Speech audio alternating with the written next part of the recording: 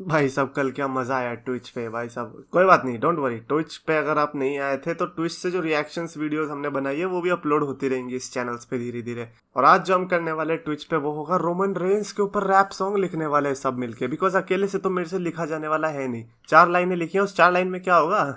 तो इसीलिए मेरे से फिर से 1 बजे ट्विच पे। तो गैस जो मैं चैंपियंस ऑफ द वर्ल्ड, मैं हूँ 3DX चेतन। एंड मेरे को लगा था कि यार सो के उठूंगा तो भाई कुछ अपडेट मिलेगी साशा बैंक्स से रिलेटेड, लेकिन कुछ भी नहीं हुआ। एंड ऐसा लग रहा है कि मामला और भी ज्यादा खराब हो रहा है। बिकॉज देखो, सबसे पहले तो मैं शुरुआत करता हूँ ब्रायन एल्वरिस से, जो कि रेसलिंग ऑब्जर्वर का बंदा है, डेव मेल्जर के साथ बैठे बैठे बोलता रहता है। तो उसने रिसेंटली भी क्या बोला कि मेरे को एक भी बंदे से ये नहीं सुनाई दिया WWE के बैक स्टेज से जो कि साशा बैंक्स एंड नियोमी के साथ खड़ा हो। और इट्स नॉट कि हाँ भैया वो साशा एंड नियोमी के साथ नहीं खड़े, बल्कि उससे भी ज्यादा वो उनको मार्क और ये ऐसी ऐसी टर्म्स बोल रहे हैं जो कि उनके वहां पे डिसरिस्पेक्टफुल है। और उन्होंने ये भी बताया कि नियोमी के बारे में किसी को बोलते हुए कुछ नहीं सुना है, जितना भी सुना है साशा बैंक्स के बारे में ही सुना है। मार्क, डीवा, ऐसी लिस्ट है पूरी इन टर्म्स की जो कि इस सुपरस्टार के लिए बोला जा रहा है। There is zero support for Sasha Banks क्योंकि वो WWE से इस तरह से चली गई। लोग गुस्सा है, they think it is ridiculous. So ये थी स्टोरी, ऐसा ब्रायन एल्वेस का मानना है। तो आई डोंट नो कि इसमें कितनी सच्चाई है या कितना जो भी है, बट द थिंग इज कि यार is it about Sasha banks only? Because लग तो रहा है, क्योंकि कभी कभी ऐसा नहीं होता, आप लाइक आपका एक दोस्त होता है, आप सब कुछ कांड करते हो लेकिन वो भी पीछे पीछे चलता है। तो आई थिंक ये वो वाली सिचुएशन देखने को मिल रही है इधर। एंड ये भी कहा गया था डेव मेल्जर की तरफ से, रोमन रेंस की बैकस्टेज में बहुत पावर है। अगर रोमन रेंस ने सपोर्ट कर दिया साशा बैंक्स को तो मामला और भी ज्यादा गंभीर हो सकता है। तो देखने वाली बात होगी कि रोमन रेंस किस तरह सपोर्ट करते हैं या फिर वो एक्चुअली में कुछ बोलते भी हैं इस मुद्दे पर या नहीं। Because he is the locker room leader.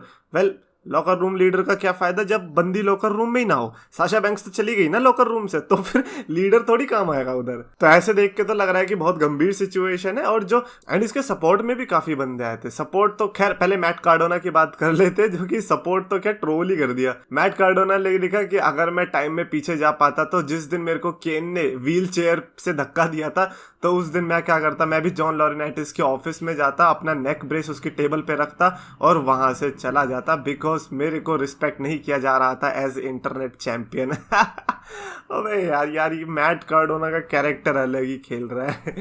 तो आई डोंट नो कि व्हाट टू से, but when you don't know what to say तो CM Punk knows what to say।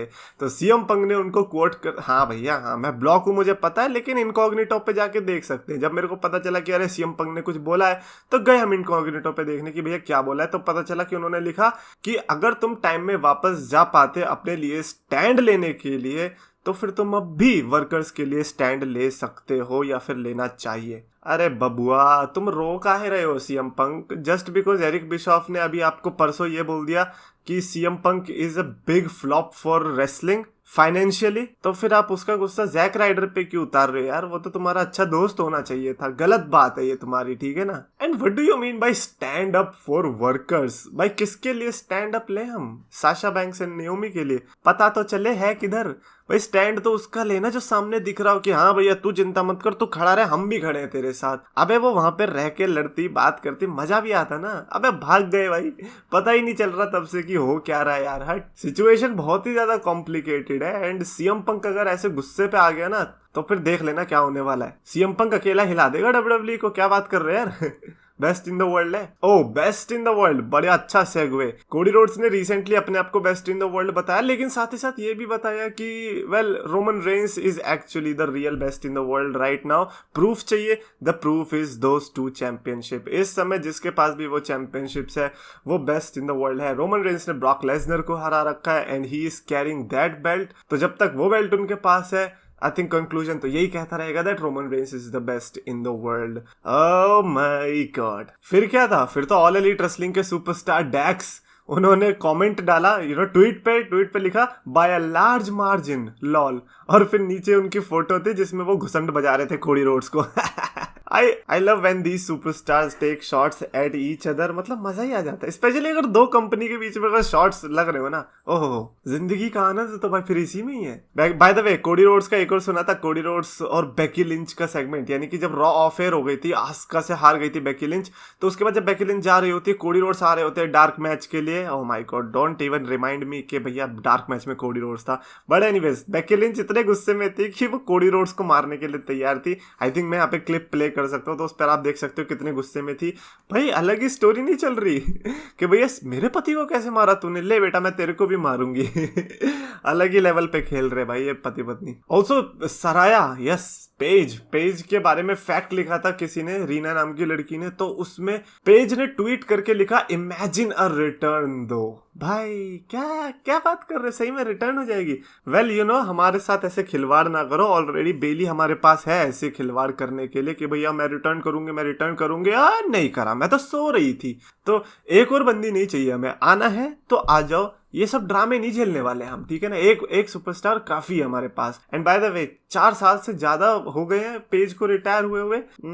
I think as रोंडा राउजी का मैनेजर भाई बहुत बढ़िया काम कर सकती है पेज यार। Also long term story telling, रिया रिप्ली का याद है किस तरह से पीछे पिंक लाइट हो रही थी और फिर बाद में पता चला वो तो जजमेंट डे में ज्वाइन हो चुकी है।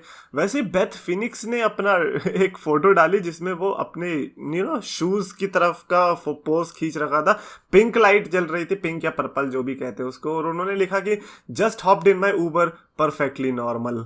और यहाँ पर ऐसा लग रहा है कि ये टीज हो रहा है कि मे बी नेक्स्ट मेंबर भी हो सकता है हमें जजमेंट डे में ज्वाइन होता दिखाई दे, and it is none other than बल्कि the wife of Edge Beth Phoenix. Like देखो बेथ फिनिक्स को भी मेक श्योर करना पड़ेगा कि भाई साहब लीटा जैसा कांड ना हो जाए 2005 जैसा, तो इसीलिए वो वहां पे कंट्रोल करने के लिए रहेगी एज को क्योंकि रिया रिप्ली ऑलरेडी उधर पहुंच चुकी है एंड एज का पता नहीं है कि क्या हो जाए। रिया रिप्ली के उन्होंने पिंस देखे हुए हैं, तो Beth Phoenix is very smart, तो अगर वो जल्दी से जल्दी पहुंच जाए तो बढ़िया होगा।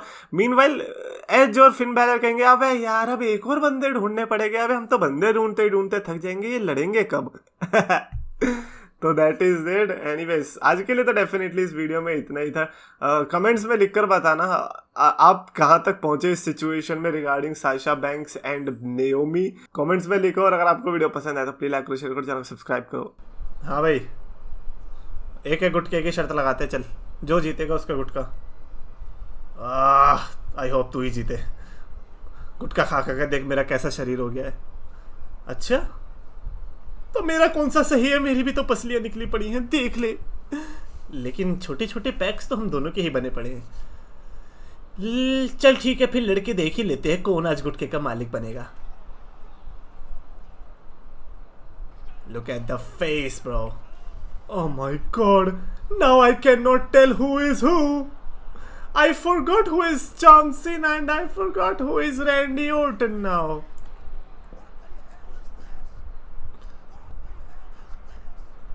What? A botch? What is this move? ये तो बच्चों का मूव है। ओ बच्चे ही तो है, sorry. Dark jeans is John Cena. Gotcha.